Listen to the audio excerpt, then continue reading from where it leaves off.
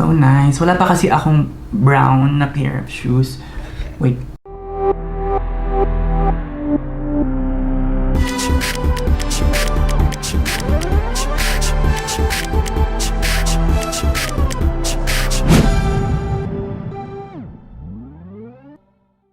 Hello, welcome back to my channel. I have a new pair of shoes which is from Nike and it's here.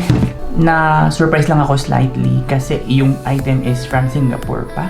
Yung mga items kasi ng Adidas sa Manila warehouse lang. Or I don't know, siguro sa Manila lang naka-address. Pero kasi ito ang address dito ay Singapore.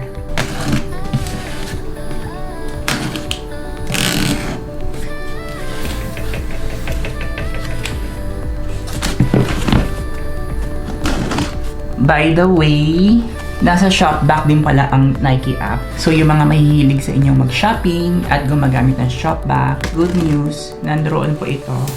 Naloloka na ako sa ibang comments na nakikita ko online sa Shopback. Bakit daw ang liit ng cashback?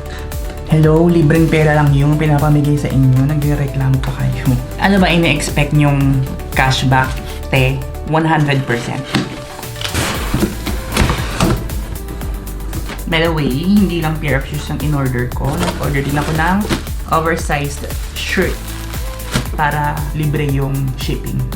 Let's check out the shirt that I bought. Sound from the soul.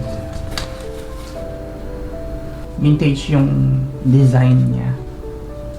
As for the shoes, it's Air Force 1. Ito yung paulit-ulit kong sinasabi na magkaiba sila ng sizing na Adidas, no? Sa Adidas kasi, UK 7.5 ako.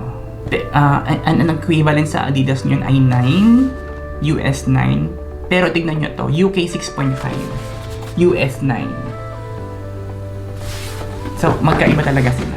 Let's find out kung swak yung size nito sa akin. W Air Force 1 Dance. So nice. Wala pa kasi akong brown na pair of shoes. Wait, wala pa nga, wala. Etong from Adidas, hindi naman siya brown. Pair. Designed to meet the needs of dancers. Hindi naman ako dancer, te. Rubber outsoles.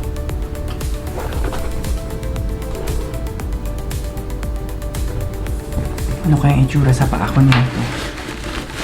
Meron siyang AF1 na design dito.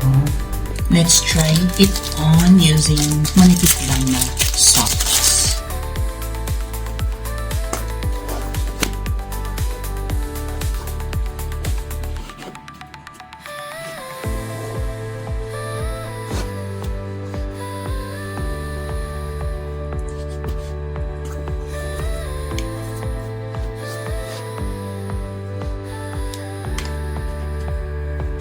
There.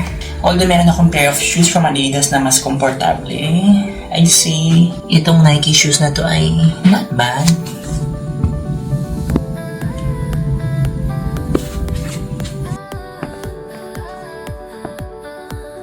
As for the shirt, here it is. Medium nga pala yung size niya.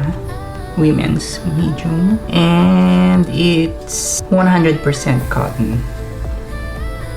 Medyo lukot siya, no? I'm not sure if it's supposed to look like that. Pero syempre, i-try pa rin natin siyang planchahin. This is Like a Virgin. Thanks for watching. See you again on the next video. Bye!